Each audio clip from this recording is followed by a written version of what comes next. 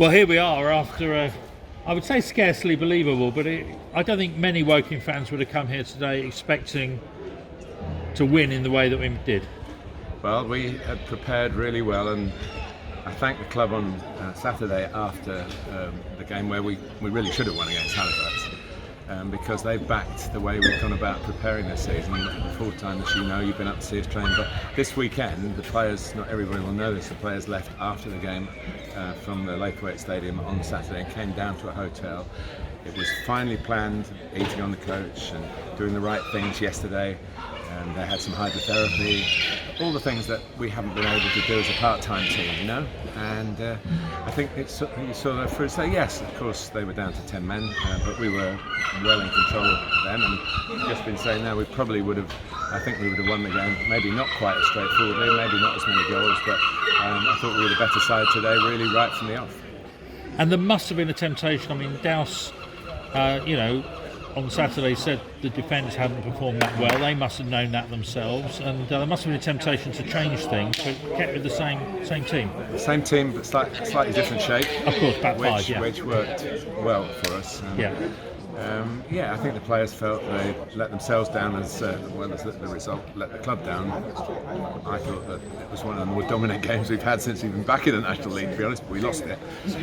Today we made that domination count, and excellent from Craig Ross right through to the front players who played unbelievably well, and the substitutes came on and tried to cash in the end, and Kane did. So terrific as a young loanee. So I mean, it was a start from. I mean, everybody, whether you're home or away fans, must have been pinching themselves after 4 minutes to see two goals go in. And we could have scored two more in the next 5 minutes, I think. But yeah, those things. That's why I've been in love with football all my life, you know. You just never know what's going to be around the corner.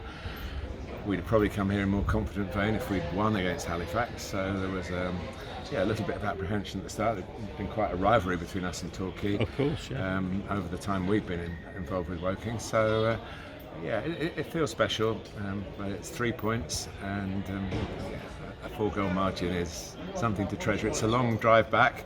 The boys will be on the bus. I've had to come from work to come down, and the drive back I'm sure will fly by. And a good number of fans here as well. And they made a lot of noise, didn't they? And the support. We wondered whether, the disappointment of seeing the side lose on Saturday, whether they would back us as much as they have done. But the away fans always have been really, really good, and they deserve some special moments. I've been a Woking fan for most of my life, and I've had some terrible times going to away games when I was young, and that was my Saturday. Everything that I look forward to was Woking playing on a Saturday.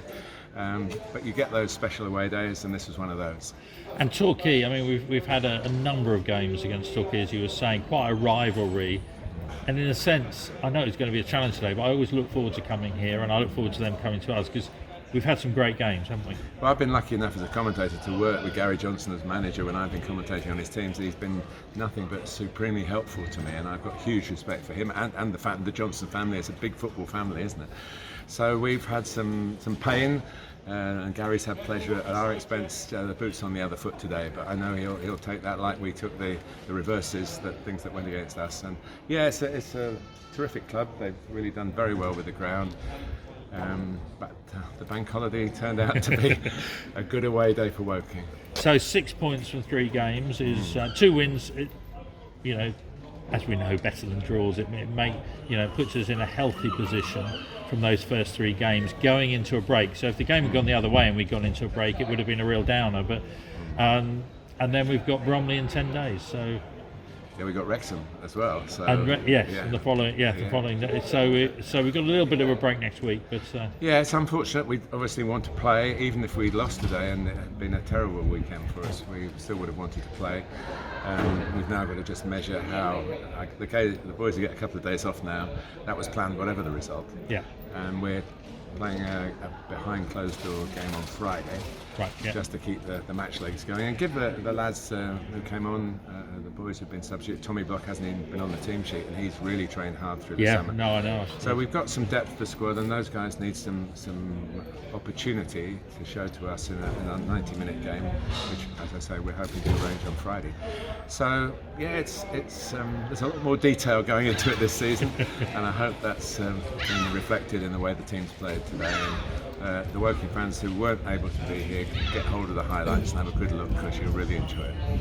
And come to the see us against Bromley a week Tuesday, and it's my birthday. Oh well, Yeah. it'd be nice to make your birthday. But well done today. Oh, it's great to see all the work behind the scenes has paid off. Definitely paid off on the pitch. And a great day for Woking today. Thanks, Nico.